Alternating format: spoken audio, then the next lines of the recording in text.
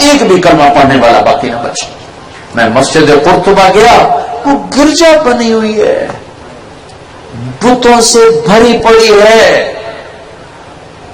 اور اس کے پیچھے وہ نادان علماء ہیں جنہوں نے امت سے ہٹ کر فرقہ واریت میں بدل دیا، اور وہ نادان عوام ہیں جو فرقوں میں بٹ کے آپس میں دست و گریباں ہوئے۔ تو اللہ تعالیٰ نے باطل کو چڑھایا، جنہوں نے ان کی مسجدوں کو گرجے بنا دیا۔ بڑے بڑے بت مسجد قرطبہ میں پڑے ہیں، جہاں 800 سال میرے اللہ کا نام گونجا، جاؤ جا کے دیکھو وہاں بت پڑے ہوئے۔ اور میں اس تباہی کو دیکھ رہا ہوں جس نے نفرتوں کی وہ آگ بھڑکائی ہے کہ مسلمان کو سلام کرنے کے لیے تیار نہیں ہے۔ تو بھائیو، آؤ آج ہم امت بننے کی نیت کریں، مسلم بننے کی نیت کریں، مومن بننے کی نیت کریں، اپنے اپنے راستوں پہ چلو، لیکن اوروں کو عزت دو، اوروں کو عزت دو۔ علماء سے بھی عرض کرتا ہوں، امت بناؤ، امت بناؤ۔ ہاں، جو تمہارے مسائل عقائد ہیں، جو پوچھنے آئے، اپنے سوچ کے مطابق اس کو بتاؤ۔ ممبر کو فرقہ واریت سے پاک کر دو، یہاں اللہ کی تعریف کرو، اللہ کے نبی کی تعریف کرو، اللہ کی جنت بتاؤ، اللہ کی بندگی بتاؤ، ماں باپ کے حقوق بتاؤ، بیوی کے حقوق بتاؤ، خاوند کے حقوق بتاؤ، اولاد کی زندگی بتاؤ، حلال کمانا بتاؤ، جنت کا راستہ بتاؤ، جنت کی نعمتیں بتاؤ، محبت کے فضائل سناؤ۔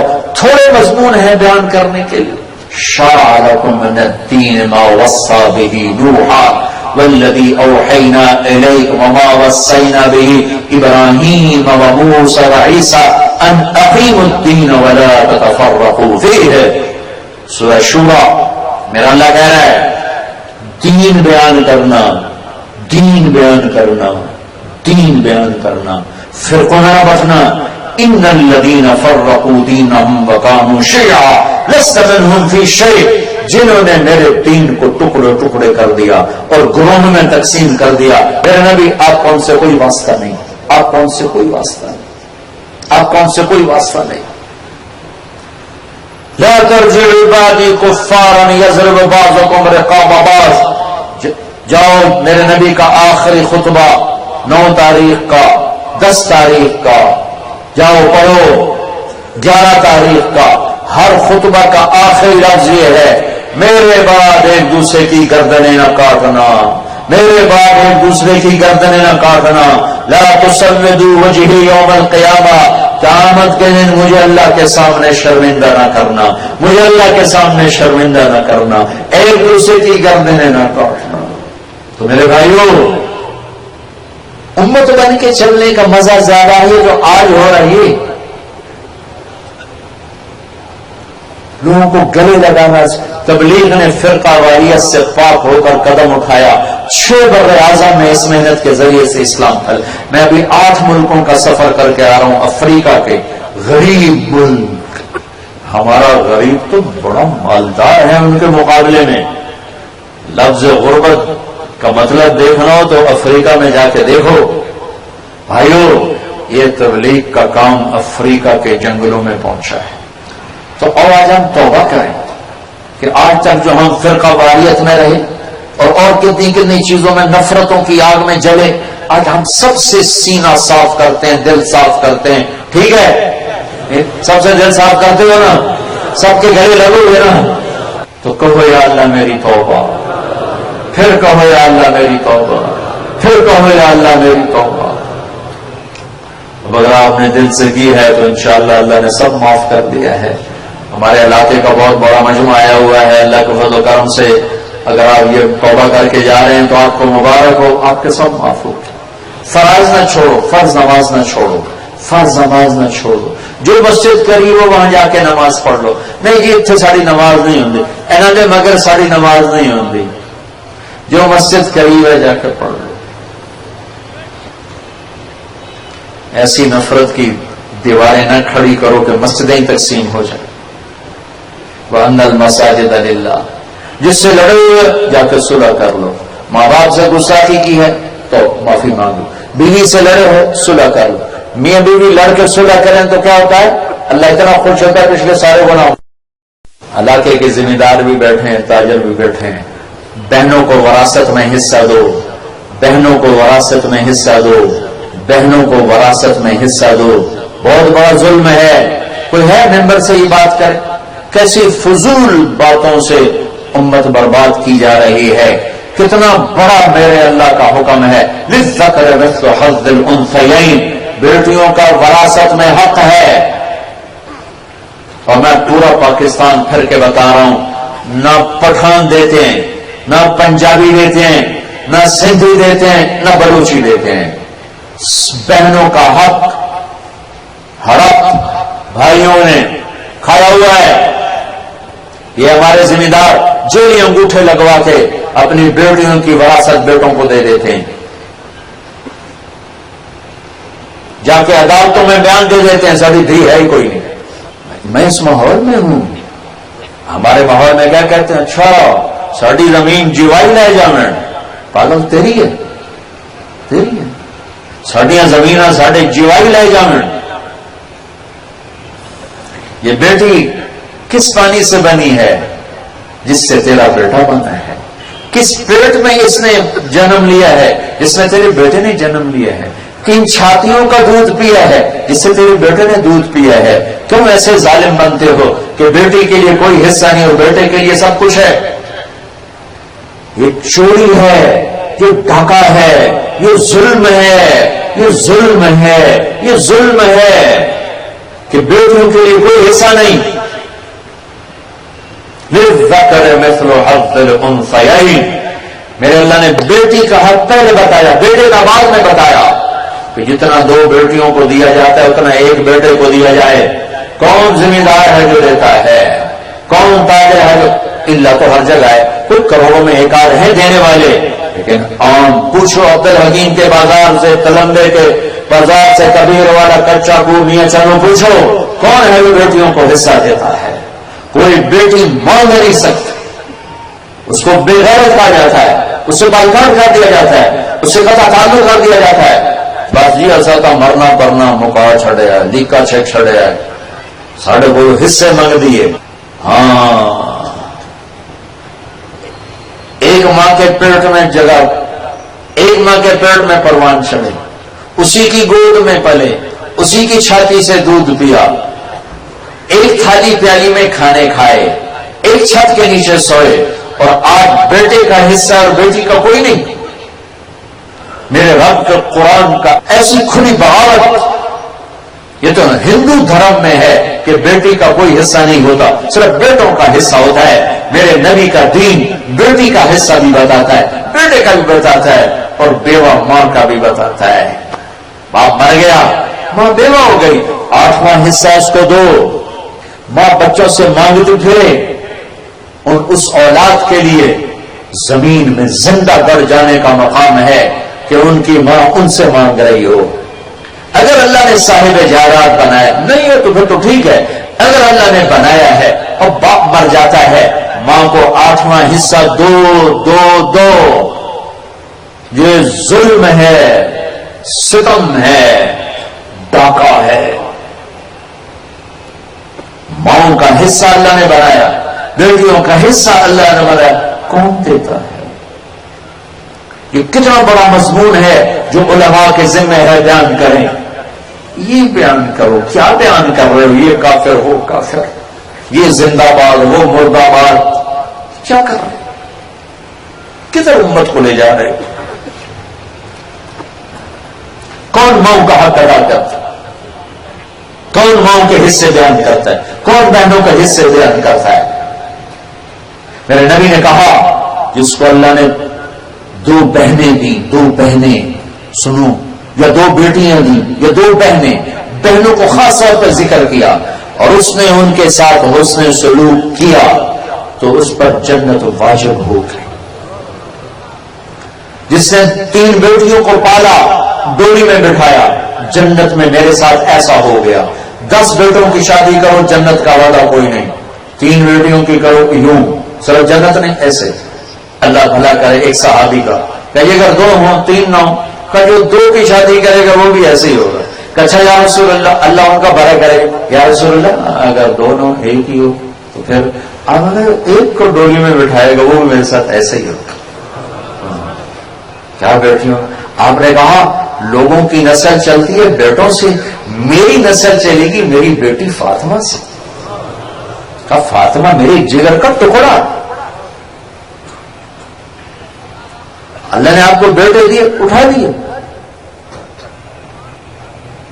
3 بیٹیاں دی اٹھا لی، ان سے کوئی نسل نہیں، اولاد نہیں، کوئی آگے چلی نہیں، صرف چوتھی بیٹی حضرت فاطمہ سے نسل چلی. اپنے گھر میں اللہ نے اپنے حبیب کے گھر سے شروع کی بیٹیاں.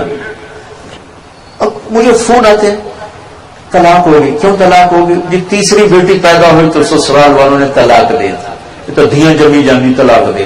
ہائے ہائے ہائے ہائے، اتنا ظلم، اتنا ظلم. ایک شہر سے ایک بچی نے رابطہ کیا، جی میرے سسرال نے کہنا شروع کر دیا حمل ہوتے ہی بیٹی ہوئی تو ہم نہیں رکھیں گے، طلاق دے دیں. بیٹی ہوئی کہ میں نے پاؤں پکڑے کہ مجھے داغدار نہ کرو، انہیں طلاق دے کے مجھے واپس بھیج دی. اب میں اپنے بچی کے لیے نوکری کے لیے جاتی ہوں تو لوگ عزت کے سو دیکھ، دفتروں میں جاتی ہوں کوئی نوکری ملے تو آگے درندے بیٹھے ہیں. ناچنے والی طوائف بن گئی. سیٹ صاحب رہے، چودھری صاحب رہے، اور جس کو گھنگرو پہنائے وہ طوائف بن گئی. اس کی عزت کا سودا کیا. بہت بڑا زوال ہے، عجب قسم کا زوال ہے، ہر شعبے میں زوال. صبح کب ہوگی تو صحیح، کیونکہ نا امیدی نہیں ہے. بس جی چاہتا ہے ان آنکھوں نے اندھیرا دیکھا ہے، اللہ سویرا بھی دیکھا تھا. عزتوں کو لوٹتے، مظلوموں کو سسکتے، ظالموں کو دھاڑتے غراتے دیکھا ہے. اللہ کوئی بہار بھی دکھا تھا.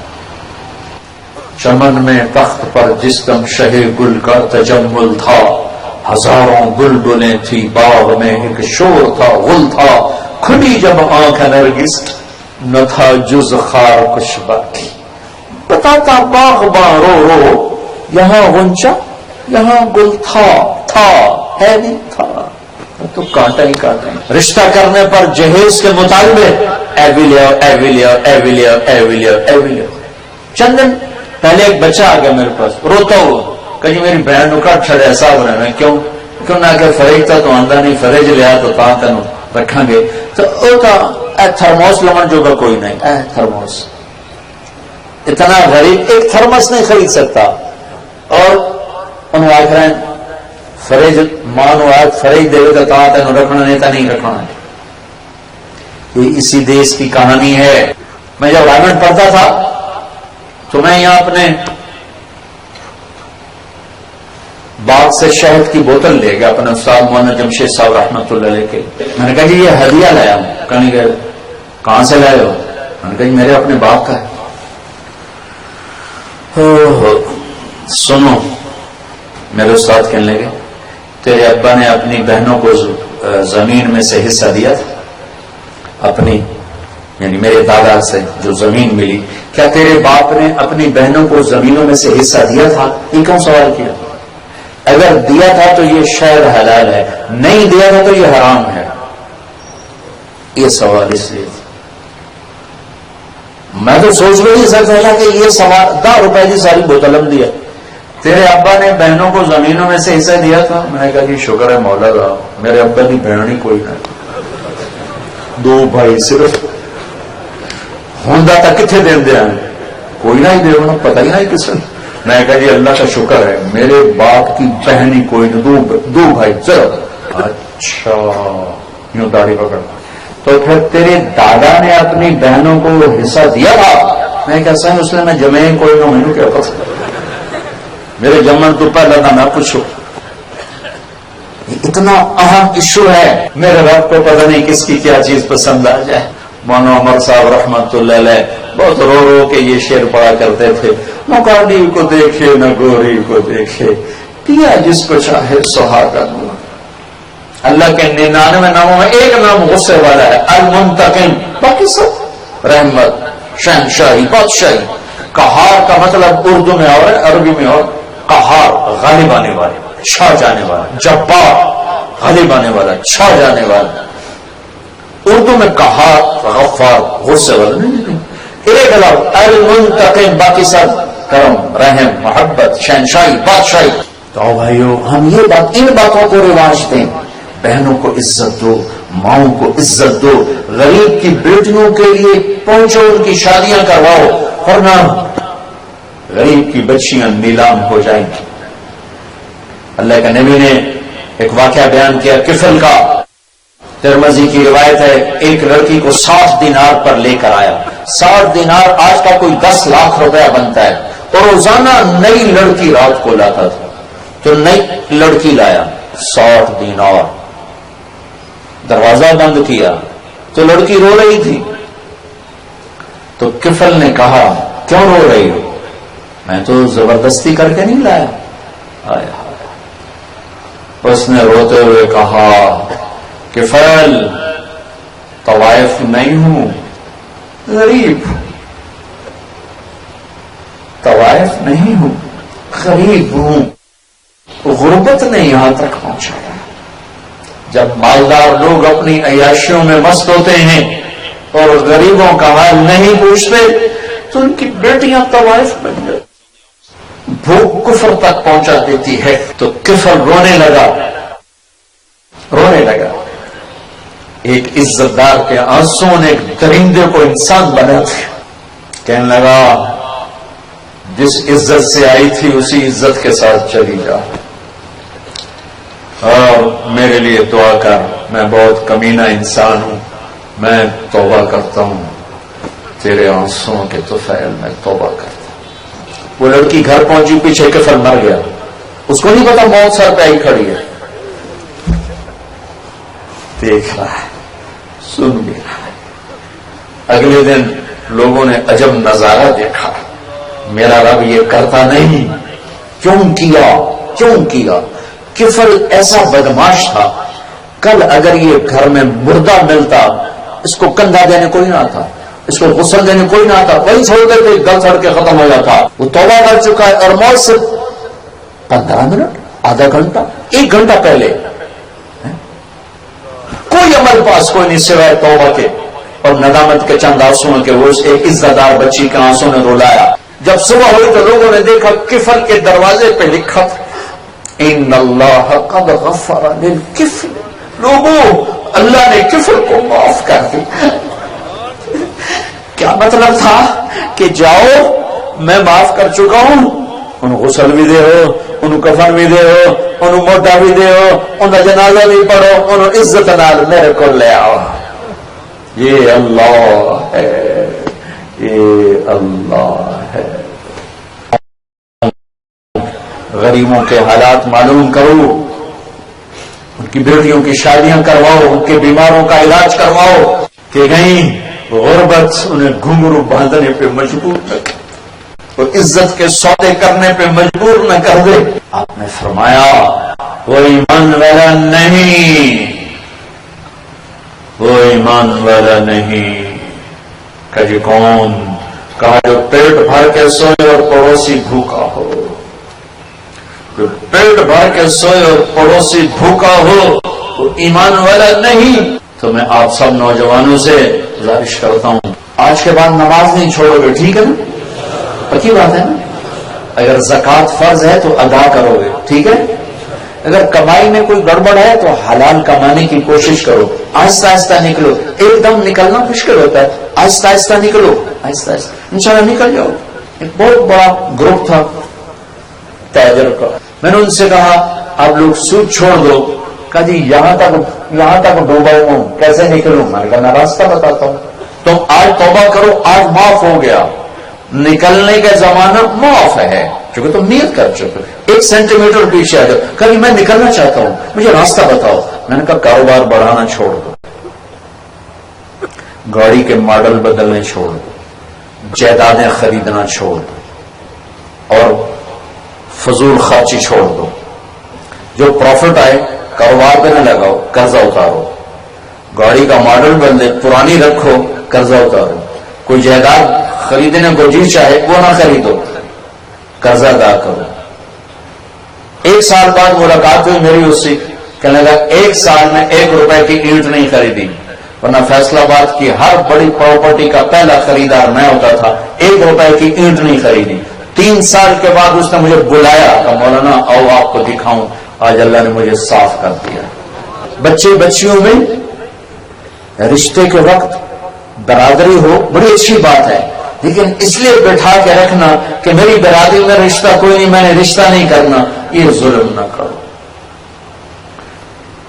اپنے بچپن میں چند بوڑھی بوڑھی عورتیں تھیں ہمارے خاندان میں، وہ بغیر شادی کے تھیں، ہم چھوٹے چھوٹے تھے، کس لیے شادی نہیں ہوئی تھی؟ خاندان میں رشتہ کوئی نہیں تھا، وہ بوڑھی ہو کے مر گئی، شادی نہ ہوئی کہ جی اسی باہر نہیں دیاں دے ہوندے، وہ ساری زندگی چوپٹ کے ساتھ گزار کے مر جائیں، یہ ظلم نہ کرو۔ جہاں نیک رشتہ ملے فوراً کرو، اور رشتے میں اولاد سے کہتا ہوں ماں باپ کی رائے کا احترام کرو، اور ماں باپ سے کہتا ہوں یہ حق اللہ نے اولاد کو دیا ہے، تم رائے دو، مسلط نہ کرو۔ کتنے گھر اجڑ گئے کہ باپ نے زبردستی شادی کی، ماں باپ نے زبردستی شادی کی، اجڑ گئے گھر۔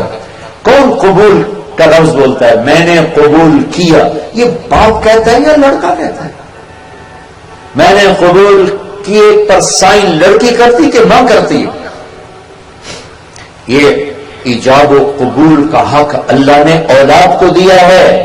اللہ کے واسطے اپنی اولاد سے رائے لو، اگر اپنی مرضی کی کرنا چاہتے ہو انہیں تیار کرو، اگر وہ تیار نہیں ہوتے تو یاد رکھو یہ نافرمان اولاد نہیں ہے، یہ نافرمان اولاد نہیں ہے، یہ نافرمان اولاد نہیں ہے، اللہ نے اسے حق دیا ہے۔ ابا میں یہاں شادی نہیں کر سکتا، اسے حق ہے، میں یہاں نہیں کر سکتی شادی، بیٹی کو حق ہے کہ کرنے کا جو ہمارا پہ کر لا۔ یہ اس ماں باپ کا ظلم ہے، اور ماں باپ کو بالائے طاق رکھ کر عدالتوں میں پہنچ جانا یہ اولاد کی زیادتی ہے کہ اتنے آزاد نہ بنو کہ ماں باپ کو پھینک کر عدالتوں میں جا کے نکاح کرو، اور اتنے جاگر نہ بنو کہ بیٹی کہہ رہی میں یہاں نہیں کر سکتی، بیٹا کہہ رہا میں یہاں نہیں کر، اتنا ہی کرنی ہے، بیٹھی رہو۔ جہاں نیک رشتہ ملے کر دو، نیکی دیکھو، اخلاق دیکھو، پیسہ نہ دیکھو، ڈگریاں نہ دیکھو، اخلاق دیکھو۔ تاجروں میں ہوتا ہے کاروبار کی ہے، پڑھے لکھوں میں ہوتا ہے ڈگری کون سی، جاب کون سی ہے، اور ذمہ داروں میں ہوتا ہے زمین کتنی ہے۔ ہماری ایک بزرگ خاتون تھی، فوت ہو گئی، انہوں نے رشتہ کیا، میں کہا ماسی شور کیوں ہو جائے کہ پتر 14 مربع ہو گئے۔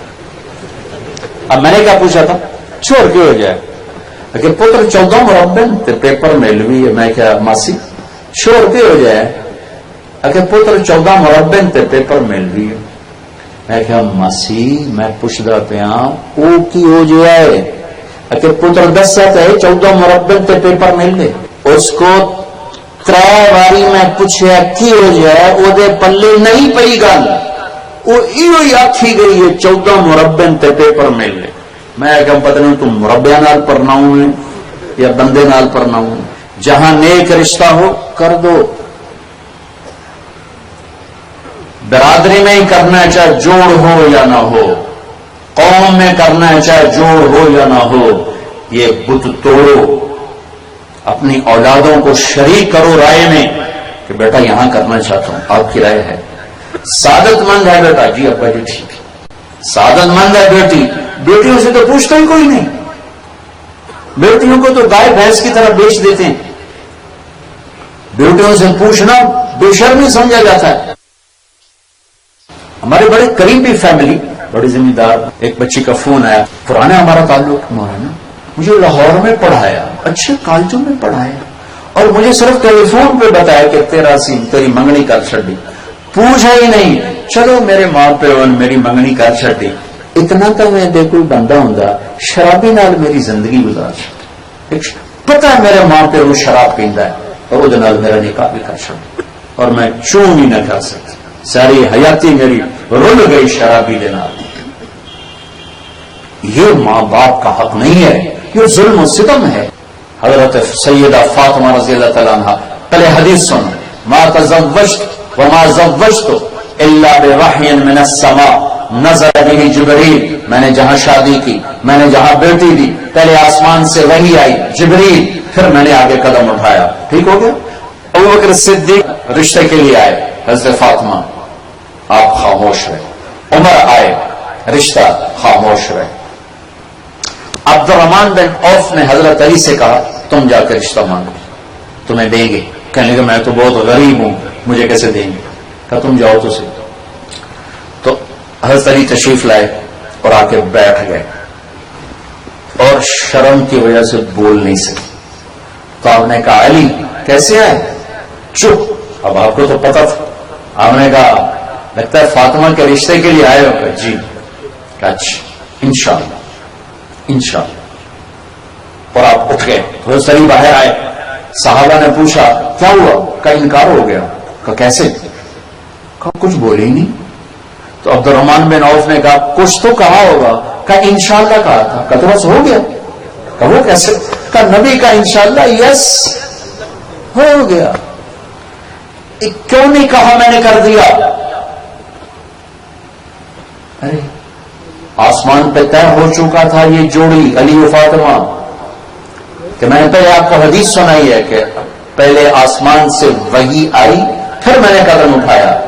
کیوں نہیں کیا؟ انشاءاللہ کیوں کہا؟ سنو.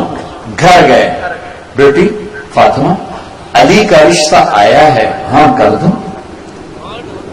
اس کے بعد میں کون سی مثال لاؤں؟ آسمان سے وحی آئی ہے، جبریل پیغام لائے ہیں، یہ رشتہ صدیق کے لیے نہیں، فاروق کے لیے نہیں، علی کے لیے ہے. پھر بیٹی سے پوچھنے کی کیا ضرورت ہے؟ کہتے ہیں ہاں بھائی علی ہاں ہو گئی.